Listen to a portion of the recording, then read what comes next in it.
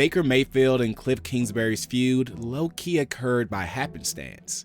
A walk-on true freshman paired with a first-year head coach sounds like a recipe for disaster, but Mayfield and Kingsbury shocked the nation as Texas Tech shot up the rankings early in the 2013 season. But when an injury sidelined Baker and the losses started to pour in, the relationship soured into a drama-fueled spectacle filled with an ugly transfer, some not very nice words from a spurned fan base, and a lot of beef.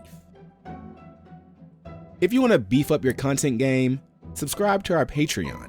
Okay, that was a bit corny, but in all seriousness, subscribers to our Patreon get new stuff every Monday, like episodes of Pretty Good, our podcast, and loads of other stuff. You know you want in, but for now, let's get back to regular scheduled programming. Baker Mayfield landing at Texas Tech was impressive in itself. Despite being a championship-winning quarterback in the football-obsessed Lone Star State, Baker was a 3-star recruit without many major offers. Now, he still had opportunities and could have taken them, but with the support of his dad, James Mayfield, who played college ball at the University of Houston, Baker bet on himself and walked on at Texas Tech. Florida Atlantic for sure caught a stray, but Baker's roll of the dice hit at the right time. Anticipated Red Raiders starting QB Michael Brewer got hurt before the season, opening the door for Mayfield to snatch the role. In Week 1, Baker made history as the first true freshman walk-on in FBS to start a season opener at quarterback. He dropped numbers in his debut and kept it rocking over the next 4 games, leading Tech to an impressive 5-0 start. Journalists believe Tech was poised for a breakout season behind the walk-on. The problem with that, for Tech, Baker, and all the folks caught up in this web of beef, the trouble began when Baker injured his knee in that 5th win. In his absence, Tech won 2 games and came crashing down with a 5-game losing streak. Baker, despite being healthy earlier, didn't return to action until the 3rd of those losses. Purposely sitting your QB who won you multiple games in a row certainly seems like a choice, but journalists believed head coach Kliff Kingsbury earned the decision to do so. He was the latest boy genius. As a former Tech signal caller himself, Kingsbury shattered school records during his time in Lubbock. After college, Kingsbury bounced around in the pros before deciding he was better fit for a headset and holding a play sheet. In just a few years of coaching, Kingsbury proved to be one of college football's top offensive minds, developing relatively unknown QBs into showstoppers, like University of Houston's Case Keenum, and transforming Texas A&M's first-year starter, Johnny Manziel, into a Heisman Trophy winner. When the head coach gig opened up at Tech in 2013, Kingsbury got the call to return to his alma mater.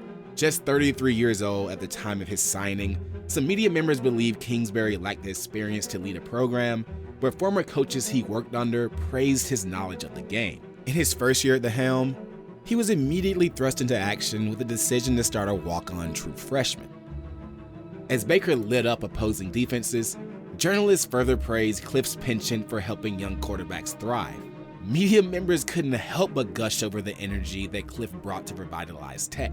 But once Baker went down, things got kinda weird. Kingsbury revealed the issue wasn't severe, and the team would take things a day at a time. The head coach didn't allow freshmen to talk to media members, but Mayfield seemed to be taking the setback in stride. 2 weeks later, when Tech was set to face off against West Virginia, it seemed odd that Kingsbury wouldn't name a starter leading up to the game, but said all 3 of his QBs were available. Baker eventually returned to the starting slot, but after a Week 11 loss, Kingsbury didn't necessarily give a glowing review of his quarterback's room. It didn't help that his defense allowed opposing teams to drop an average of 44+ points on their head over the final 3 games, but yeah. Baker started the last 2 matchups of the season, both losses, and when Kingsbury declared a 3-way competition for their bowl game, the messaging was clear for Baker. He didn't feel welcomed. Baker remained tight-lipped, citing miscommunication issues as a reason for his transfer, but a month after his initial announcement, he let it all fly, going right at his former coach and school. In an interview with ESPN, Baker felt his coach left him out to dry, not giving him a heads up when he was healthy enough to play. When he did get back to the field, Baker could feel the pressure from his coach, thinking he could get benched at any moment. The lack of communication with Kingsbury led Baker to the door, but Tech refusing to offer him a scholarship pushed him over the threshold. Baker felt grateful for the opportunity Kingsbury gave him, but said his former coach was shocked to hear about him dipping. Baker didn't buy it. If Kingsbury truly believed in him, Baker thought Kliff could have expressed that sentiment during the season. The dude felt wronged and was well within his right to transfer, but Baker made things messy with his decision. He wanted to transfer to the University of Oklahoma, which presented unique problems. Firstly, the NCAA had a rule stating that any player who hadn't yet graduated but planned to transfer had to sit out a year before returning to game action. Baker would be in the same conference as his old school, and the Big 12 had its own set of bylaws. Not only would he have to sit an entire season, but Baker would lose an entire year of eligibility on top of that. That loss could be waived by the player's former school, but Tech wasn't having it. Get this, Baker had zero talks with any of the coaches at Oklahoma. His father had connections with the Sooners, often taking Baker to games as a kid, so he wanted to suit up for his childhood squad. Later, when questioned about the whole ordeal at Big 12 Media Days, Kingsbury defended his program, saying he and Tech simply followed protocol. Kingsbury also denied Baker's scholarship accusation, saying he talked with Baker and his family, but he'd already jumped ship. It's a classic game of he said, but Baker's dad inserted his 2 cents as well, saying Kliff, and only Kliff, was the reason the situation spiraled into what it did. But if you ask fellow Big 12 coach Gary Patterson, who tried to recruit Baker to TCU out of high school, Patterson believed Baker's dad was a gigantic pain in the ass, which Kliff maybe didn't want to air out himself. Tech eventually relented and waived the transfer protocol, allowing Oklahoma to open an extra scholarship slot for Baker, but it came after a long, drawn-out process.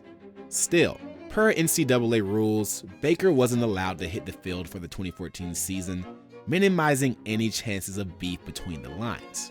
But that didn't stop Tech fans from entering the equation. When Oklahoma visited Lubbock for their road matchup that season, Baker was booed and kicked out of a restaurant just trying to have a meal with his new squad. Tech supporters clearly wanted smoke with Baker, but he seemed to take it on the chin, understanding that's just a part of college football. At least, at that moment he did. The following season, Baker again did the unthinkable, earning the starting job for Oklahoma, meaning he finally got the chance to square off against Kingsbury. Leading up to the game, other than Baker happily recounting the exact moment he told Kliff he was out of there, the two dodged any questions regarding their beef. Come game time, that wasn't the case. Oklahoma dragged Tech, and every time Baker hit on a big play, he made sure to look Kliff's way in disgust, as if to remind his former coach, "You might have fucked up." It's that type of pettiness that makes beef so special, but by that moment, it was hard to expect anything less from Baker.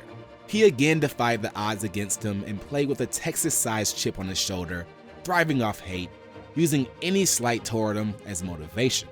This was a dude who kept a handwritten list of some of his worst criticisms. That's just who Baker was, and Kingsbury played a huge influence, putting a battery in his back early. Although, after that matchup, the two appeared to bury the hatchet. Headed into the 2016 season, Baker became the poster boy for walk-ons as the Big 12 reversed their previous ruling. Later that year during conference media days, Kingsbury acknowledged his past run-ins with Baker, but had nothing but praise for his former QB, confirming that Tech voted in favor of the rule change. The two were even spotted shaking hands and cheesing during those same media days. As their yearly matchup approached in 2016, Baker seemed to be over the whole revenge narrative. He admitted to using that as fuel for last season's showdown, but other than expecting a rowdy crowd in his return to Lubbock, Baker viewed it as just another Big 12 game. Except, Tech fans were ready for war. The student section came out rocking as they donned t-shirts that read "Traitor" on them. As the Sooners pulled away in a classic 66-59 shootout over Patrick Mahomes and the Red Raiders, fans showered Baker with a parade of pleasantries.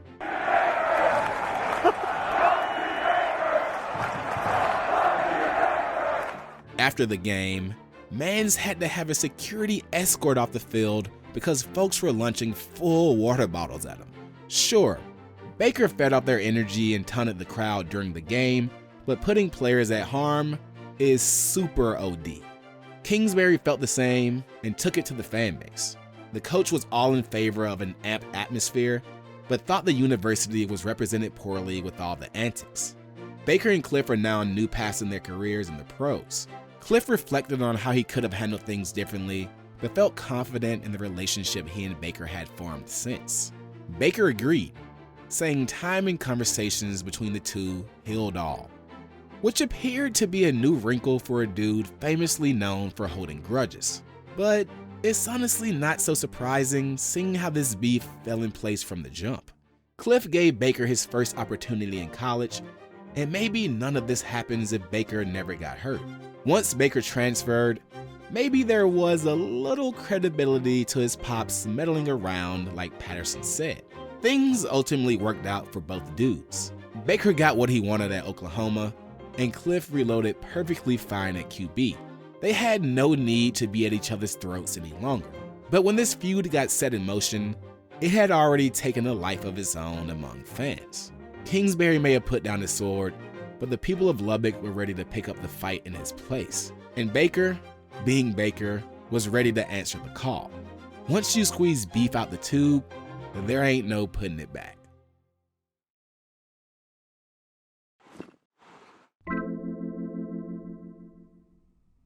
Thanks for watching this episode of Beef History. Like I said up top, you can become a subscriber to our Patreon and get tons of really cool stuff. We'll always be here on YouTube, of course, but don't you want your friends to think you're cool? Because nothing says I'm unique like a subscription to our Patreon.